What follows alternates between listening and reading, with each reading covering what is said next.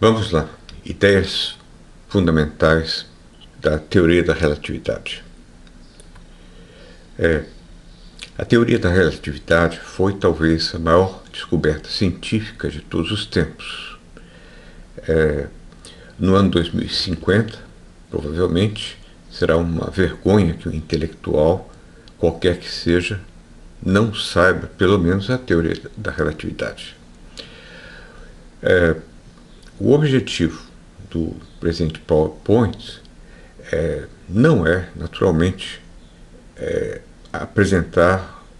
fazer uma apresentação adequada da teoria, que isso só um físico é capaz, e o meu conhecimento de física é totalmente insuficiente para tal. Tudo que eu posso fazer é explicar os pontos conceituais mais básicos da teoria, tendo em vistas uma melhor compreensão dos problemas da filosofia do espaço e do tempo no curso de Metafísica Contemporânea. Uma compreensão adequada da teoria iria demandar não só a exposição conceitual, como também as suas deduções matemáticas. Mas isso não será possível aqui, mesmo por incompetência da própria pessoa que está fazendo esse filme. Seja como for, antes das provas, das comprovações matemáticas, é necessário que o físico tenha a ideia, a intuição. É o que aconteceu com Einstein. Ele primeiro pensou, por exemplo, que a gravidade é equivalente à aceleração. Depois, para comprovar isso matematicamente, ele precisou de anos. E a matemática da relatividade generalizada é extremamente complexa para nós. Então, é assim. Agora, também Einstein reclamou, muitos anos depois, do fato de que os matemáticos tinham tornado a teoria da relatividade tão complexa, tão sofisticada, que ele mesmo já começava a não compreender mais. Isso de uma forma irônica. Então vou começar aqui explicando o contexto dos problemas da física do século XIX que conduziram Einstein à sua teoria. Problemas que envolvem leis da mecânica e natureza das ondas eletromagnéticas, incluindo ondas de luz. O conhecimento desse contexto científico envolvido, ele é um pressuposto para a compreensão da teoria da relatividade.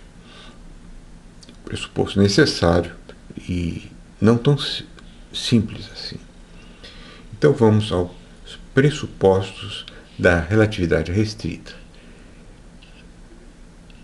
Relatividade restrita, que trata de movimentos não acelerados. A relatividade de Galileu. Vamos chegar a ela. Primeiro, algumas equações muito simples da cinemática. A velocidade é a mesma coisa que a distância dividida pelo tempo necessário. A distância, por sua vez, é a velocidade multiplicada pelo intervalo de tempo. Então, essa distância é a velocidade multiplicada pelo intervalo de tempo. Será a distância percorrida. E o tempo será a distância percorrida a uma certa velocidade.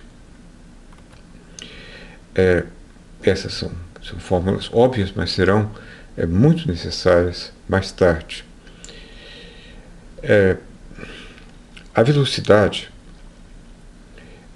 por exemplo, um carro anda a velocidade de 80 km por hora.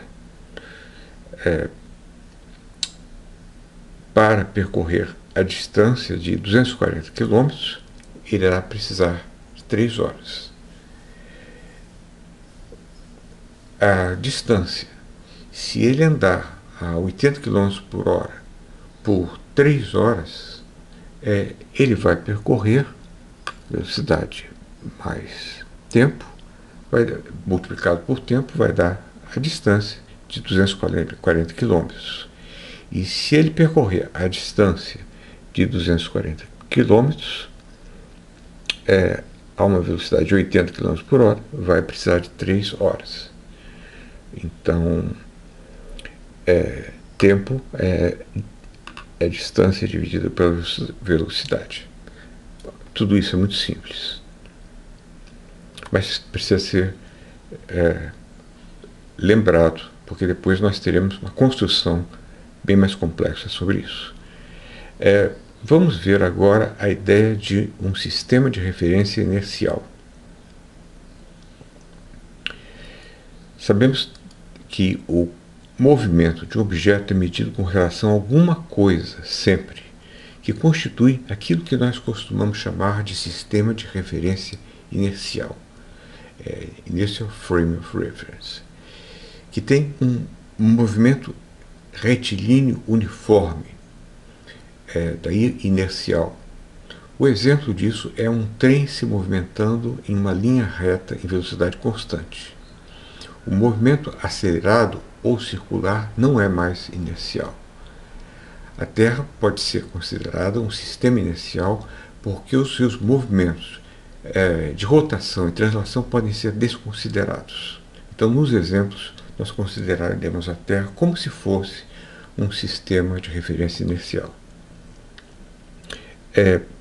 Aqui vocês já podem ver que é como se tudo tivesse parado com relação a esse sistema inercial que está em movimento, na verdade. Com relação a um sistema inercial, isso é algo que foi notado desde o início, valem todas as leis da física. Se estou em um trem, ou metrô, ou bonde, e os objetos não se deslocam quando ele se está movendo a uma velocidade constante e direções constantes, é isso que acontece. O café não irá cair da mesa quando ele está andando a velocidade constante na mesma direção. Se eu deixo cair uma esfera de chumbo, ela cai verticalmente. Por vezes sequer noto que o trem se move. Por quê? Porque ele é o meu sistema de referência inercial, quando ando dentro dele, movendo-se a velocidade de direção constantes. Agora, ele deixa de ser um sistema inercial se acelerar ou se fizer uma curva. Nós notaremos que, nesse caso, a esfera de chumbo não irá mais cair verticalmente. Então, essa ideia de sistema referencial inercial já foi antevista por Galileu e aperfeiçoada por Newton, e ela pode ser chamada de relatividade galileana. As nossas velocidades são estabelecidas com relação ao sistema inercial, e as leis de movimento são as mesmas para qualquer sistema inercial. Esse é o ponto. Ou as palavras assim mais antigas de Galileu, aqui vai: tranque-se com um amigo sob convés de um grande navio, por exemplo, e procure os mosquitos, moscas e criaturas aladas. Elas se comportam normalmente. Elas não vão ser jogadas para trás do navio. Tome uma banheira cheia d'água e nela coloque uns peixes. Eles não vão ser jogados para fora da água. Eles continuam lá. Dependure uma garrafa d'água no teto e verás que as gotas caem verticalmente. Se jogares algo em direção ao amigo, digamos, na direção do navio, não precisará jogar com mais força. Se saltares em qualquer direção, será a mesma coisa. Com o navio em movimento, tudo será como quando ele estava parado. Quer dizer, as leis da mecânica continuam as mesmas. Outra coisa a ser notada é que muitas vezes na estação pensamos que o trem ao lado está se movendo quando é você que está se movendo. Isso eu já notei. Isso nos leva a algo importante, qual seja a conclusão de que não existe um sistema referencial inercial privilegiado. Não existe um sistema referencial inercial absoluto. Nós escolhemos arbitrariamente o sistema inercial e dizemos que ele está parado em relação aos outros. Mas isso é uma mera estipulação. Nós simplesmente não temos como estabelecer o que está parado em relação a tudo mais. Esse exemplo aqui mostra o ponto bem claro da relatividade dos sistemas inerciais. Se eu estou andando em um trem na direção da locomotiva a 4 km por hora e o trem está a 100, minha velocidade será 104 km por hora em relação à Terra. E será 4 km por hora em relação ao sistema inercial trem. Agora, ela pode ser medida em relação ao movimento de rotação da Terra, 1.674 km horários no Equador. Nesse caso será muito mais, vai ser difícil calcular a sua velocidade. Agora, se você quer medir em relação ao movimento de translação da Terra em torno do Sol, já será ainda um outro sistema inercial, será uma velocidade muito maior, piruetas, não sei estabelecer isso. Agora, o nosso sistema solar, no conglomerado de galáxias local, está também se movendo no universo em expansão. Então, com isso você se perde totalmente. Você não vai estabelecer a velocidade com relação à velocidade da locomotiva com relação ao universo em expansão. O que demonstra que não há um sistema de referência inercial último com relação ao qual todo movimento possa ser medido. Não há como você estabelecer isso, a não ser que você sugira, como os físicos do século XIX, que tem alguma coisa no espaço que é chamado de éter, que está parado. E o resto está se movendo em relação ao éter, mas se nós conseguirmos ver a velocidade em relação ao éter, nós conseguiríamos estabelecer a velocidade absoluta desses objetos. Então, eles estavam certos de que o espaço vazio era preenchido por uma substância que os físicos chamavam de éter. Afinal, a luz é constituída de ondas. As ondas se propagam em algum meio. Por exemplo, as ondas de água, elas se propagam na água. As ondas de ar, de som, se propagam no ar. Sem ar, você não ouve som. No caso da luz, a luz vem do Sol à Terra, no vazio, então tem que ter alguma coisa, que é o éter luminífero, denominaram eles. Esse seria a substância imóvel. Mas nesse caso, o movimento da Terra produziria um vento do éter que seria capaz de diminuir a velocidade das ondas da luz dirigidas na direção do éter, na direção do vento do éter, oposta do vento do éter. Passo agora a algumas considerações sobre a luz, que mais tarde se demonstrarão importantes, antes de reconsiderar a questão do éter. No século XIX ficou claro que a luz era constituída de ondas. Isso era demonstrado, por exemplo, pela experiência de interferência de Young. Se a luz passasse por dois buracos próximos em uma chapa de metal e os raios resultantes fossem projetados em outra chapa, surgiria um padrão de interferências. Isto é, A crista de uma onda poderia ser somada à crista de outra, dando mais luz, ou subtraída à cava de outra, ambas se anulando. Do mesmo modo que acontece se fossem duas ondas de água passarem por frestas e depois baterem em um muro. Vocês veem isso de vez em quando. Às vezes as ondas se somam ou se anulam. Vamos mostrar em imagens o experimento de Young. Você tem aqui dois furos. As ondas se quebram, aqui vem uma onda, aqui vem outra. Ora, mas existem lugares, por exemplo, aqui,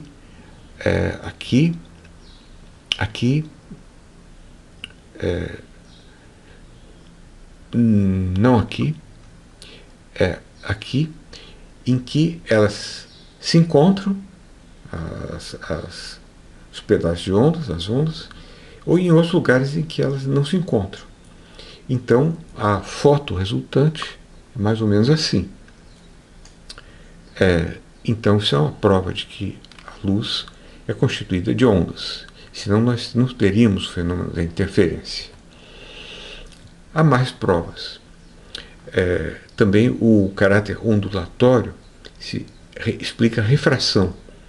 Quando a luz entra em um vidro no qual ela caminha a uma velocidade menor e a superfície do vidro se encontra inclinada em relação ao raio de luz, a parte da onda que entra primeiro diminui primeiro a sua velocidade, o que faz com que o resto da onda se ajuste mais horizontalmente à superfície do vidro. É como no prisma abaixo. Aqui eu tentei exemplificar. Você tem essa onda, ela entra no vidro, mas essa parte aqui, ela anda mais devagar. Então ela não evolui tanto, enquanto que essa parte aqui vai adiante. E ela começa então a se dobrar, de modo que quando ela chega aqui, ela tem uma direção um pouco mais retilínea do que a direção da primeira onda. Como as ondas de luz vermelho, azul, amarelo, verde têm comprimentos diferentes, elas irão se dobrar mais ou menos. O resultado é o arco-íris. Você tem aqui uma onda de luz branca e essa onda é dividida, ou melhor, esse feixe de luz branco ele é dividido em vários feixes com comprimentos de onda diferentes. Essa experiência já feita por Isaac Newton, que não entendeu as razões. Ele tinha uma teoria corpuscular da luz, mas com a teoria ondulatória nós temos uma explicação. Pensam os físicos, se a luz é uma onda, deve haver um meio no qual ela se propaga. Nós já dizemos, é o éter luminífero. As ondas de água se propagam na água, som no ar, portanto, deve ter para a luz que se propaga no vácuo um meio indetectável até hoje suficientemente fino para não atrapalhar sequer as órbitas dos planetas, o éter luminífero. Então os físicos do século XIX tomaram essa ideia a sério e se propuseram a encontrar um meio de detectar o éter. Começou a caçada do éter. E eles pensavam assim, mas a Terra gira em torno do Sol, que está a Terra girando em torno do Sol, a gente não sabe o que o éter anda fazendo, em que direção ele está indo, se é que está indo, ou melhor, ele é parado. Nós aqui estamos nos movimentando, mas pode ser que ele esteja caindo, ou que nós estejamos subindo em relação ao éter. Agora, mais plausível é pensar que a Terra está andando e, ao se chocar-se contra o éter, ela forma um vento. É o vento etéreo, contra a direção da Terra. Então, é como uma pessoa que está correndo e o ar faz um vento em torno dela. Bom, mas se é assim, então talvez a gente possa medir a velocidade do vento etéreo. E os cientistas começaram a inventar aparelhos. Basicamente aqui é o interessante, curioso, imaginativo aparelho de dois físicos, Michelson e Morley. Eles inventaram um aparelho chamado de interferômetro, capaz de medir indiretamente a diferença na velocidade da luz refletida nos seus diferentes braços postados em cruz. Isso foi em 1887. E, se há vento do éter, ele deve diminuir a velocidade do raio de luz lançado contra ele. Isso comprovaria a existência do éter. Então, a luz é lançada aqui, ela é dividida e vai para lá, vai para cá, e volta aqui, e aqui é captada e deve mostrar uma refração, uma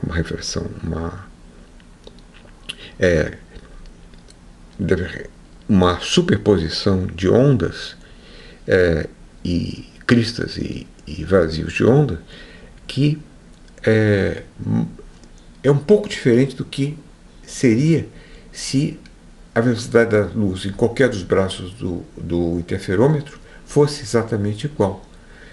Então, eles conseguem com isso, sem precisar medir a velocidade da luz, que é imensa, 300 mil km por segundo, saber que houve uma alteração na velocidade. E a diferença de velocidade poderia ser percebida visualmente porque ela conduziria uma interferência na projeção final das ondas. A crista de uma não se ajustaria mais à crista dela mesma, e sim a cava de outra, por exemplo. Aqui está alguma coisa mais sobre o interferômetro. Você lança a luz aqui, esse espelho é semi-transparente, uma parte vai para lá, outra parte continua, depois volta, e depois vem para o detector, parte dela vem para o detector, e a outra parte subiu e desceu e deve voltar ao detector. Ora, como isso aqui está marchando contra o vento etéreo, então parece que deve haver uma diminuição na velocidade da luz dentro do braço que vai contra o vento do éter. Ora, o resultado, no entanto, foi negativo. Para desânimo de todos, a luz continuava a viajar exatamente 300 mil km por segundo para qualquer direção que fosse lançada. A solução, aí começaram a surgir soluções. Talvez o éter estivesse acompanhando a Terra. Uma outra solução muito estranha, muito estranhíssima, mas que depois foi incorporada à teoria da relatividade, sem o éter, foi proposta por Fitzgerald e aperfeiçoada por Lorentz. A solução de Lorentz Fitzgerald é de que a solução era de que o vento do éter pressionaria os objetos, inclusive o braço do interferômetro, diminuindo seu comprimento, o que explicaria a ausência de alteração, porque ao mesmo tempo que a luz seria barrada e diminuiria a velocidade, o braço do interferômetro seria menor, e isso compensaria a diminuição da velocidade, ela voltaria ao mesmo tempo. Então, o fator para determinar a diminuição do comprimento de onda, mais tarde utilizado por Einstein, seria o fator gama, que é esse aqui, 1 menos a velocidade, no caso da Terra, assim, ao quadrado, sobre c ao quadrado. Mais completamente, a velocidade o comprimento do comprimento atual e o comprimento do braço do interferômetro, ele seria modificado pelo fator gama. Então, o comprimento do interferômetro deveria ser dividido pela raiz quadrada de 1 menos v ao quadrado sobre c ao quadrado. Como em velocidades normais Isso aí 1 menos v ao quadrado. V é quase nada. C é 300 mil km por segundo elevado ao quadrado. Fica 1, raiz quadrada de 1 é 1. Nós temos que isso aqui é a mesma coisa que isso, ou praticamente a mesma coisa. Agora, sendo CO o comprimento do braço do interferômetro, V a sua velocidade contra o vento do éter e C a velocidade da luz, se dividirmos CO pelo fator gama, que é isso aqui, nós temos C como comprimento achatado pela velocidade. C é o comprimento achatado. Mas como tudo se achata pela velocidade, nós mesmos, nossos globos oculares, nossas regras de medição, nós não percebemos diferença alguma enquanto estamos andando na mesma velocidade que estamos medindo. Também não é difícil notar que CO, se CO fosse a velocidade da luz, o comprimento do braço se tornaria nulo. Vocês vejam, ou melhor, se CO estivesse na velocidade da luz, o comprimento, então o braço se tornaria nulo, porque 1 menos a velocidade, aqui é a velocidade da luz, C ao quadrado. C ao quadrado sobre C ao quadrado é 1. 1 menos 1 dá 0.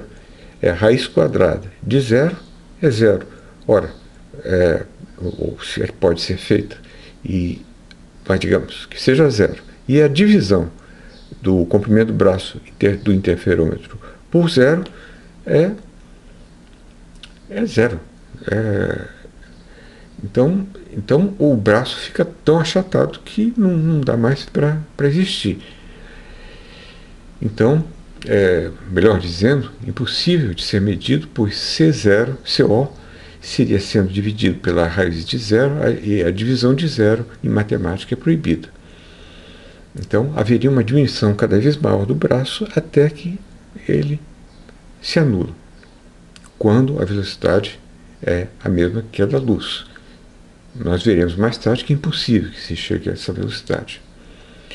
Como veremos mais tarde, a contração de Lorentz será incluída na teoria de Einstein, mas como um fenômeno independente, uma vez que ele rejeitou a ideia do éter. Não é necessário. Um outro ponto importante, essencial, no entanto, foram as consequências das 4 famosas equações do genial matemático James Clerk Maxwell sobre a velocidade das ondas eletromagnéticas. E a luz é uma, entre outras ondas eletromagnéticas. Essa luz, Clerk Maxwell calculou, essa velocidade tem que ser sempre 300 mil km por segundo. Aqui estão as leis de Maxwell. Então aqui estão as ondas eletromagnéticas, que podem ser mais curtas e mais longas. Apenas esse comprimento, essa gama de comprimentos é visível, é a luz visível. Se a luz visível se tornar roxa, mais ainda nós teremos a radiação ultravioleta. Se o comprimento for ainda menor, nós teremos os raios X, os perigosos raios X e, finalmente, os mais perigosos raios gama. Agora, é de se notar que quanto menor o comprimento, mais a energia da onda, por isso os raios X são perigosos. Mas se você for para o outro lado, você vai ter um aumento do comprimento da onda, já deixa de ser visível o caso das micro-ondas, mas nesse caso, por que o micro-ondas faz tanto calor? Provavelmente por causa da quantidade. Apesar de ter menos força, menos energia, as ondas mais compridas. Depois teremos as ondas de rádio, que passam por aí, que não nos incomodam nem um pouco, e ondas ainda menores, de baixa frequência.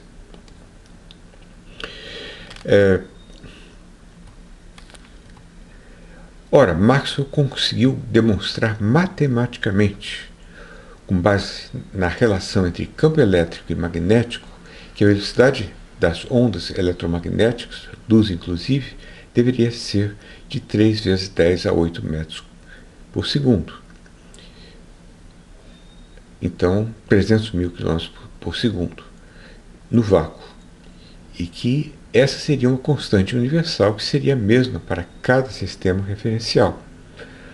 Ora, a mesma aqui na Terra, a mesma lá em Júpiter, a mesma quando nós aqui na Terra calculamos a velocidade da luz em Júpiter, e a coisa então começa a se tornar confusa, complicada. E dessa complicação surgirá a teoria da relatividade. Mas ainda não chegamos lá. Como a luz é uma onda eletromagnética, ela também se desloca a 300 mil quilômetros por segundo.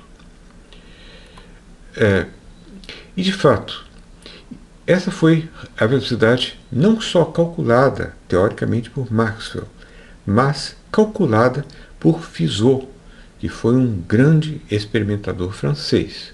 Fizeau e Foucault foram os dois grandes experimentadores franceses, físicos experimentais franceses do século XIX, e eles fizeram mais ou menos isso. Eles punham, eles não tinham como calcular a velocidade da luz de outra forma.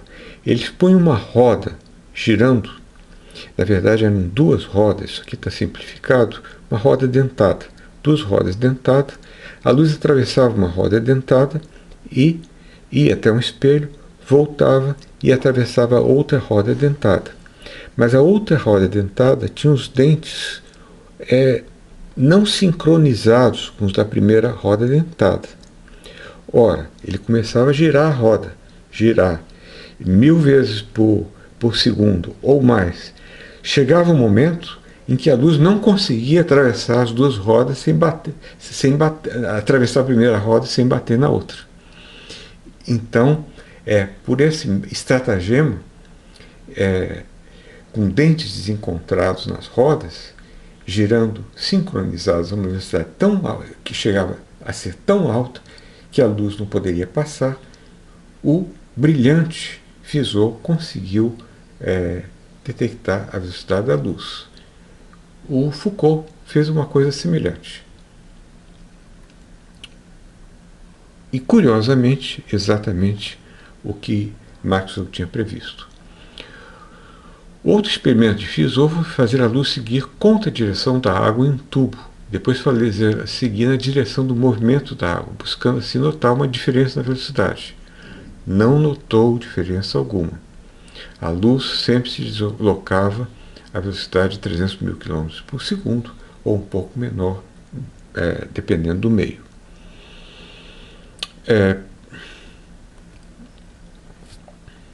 Um comportamento análogo ao das ondas de luz é, nesse aspecto, o das ondas de som.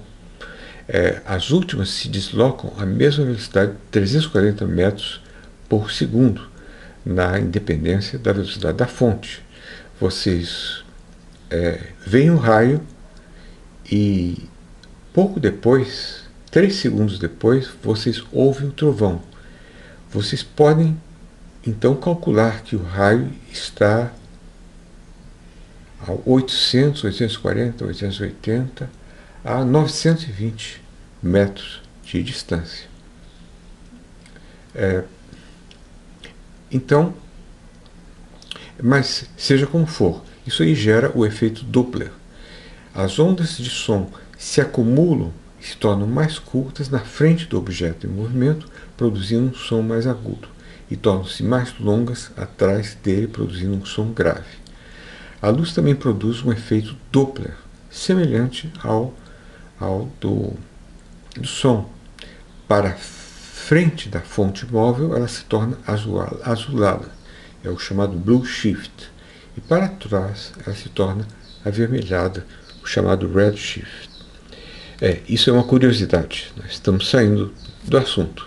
Mas voltando à vaca fria, agora juntando o princípio da relatividade com a conclusão de Maxwell de que a velocidade da luz não pode variar, temos os dois postulados aparentemente inconsistentes que irão sustentar a teoria da relatividade restrita, porque ele vai dar um jeito de torná-los consistentes. Eles são: o primeiro postulado é o da relatividade, vem de Galileu. As leis físicas são as mesmas na independência do sistema de referência inicial considerado. O segundo é o postulado da luz. A luz se propaga no vácuo a uma velocidade definida c, que é independente do estado de moção do corpo que a emite. A velocidade da luz é invariável. Ela é a velocidade máxima que pode ser atingida na natureza. Então vamos agora à teoria da relatividade restrita, mas vamos fazer um intervalo.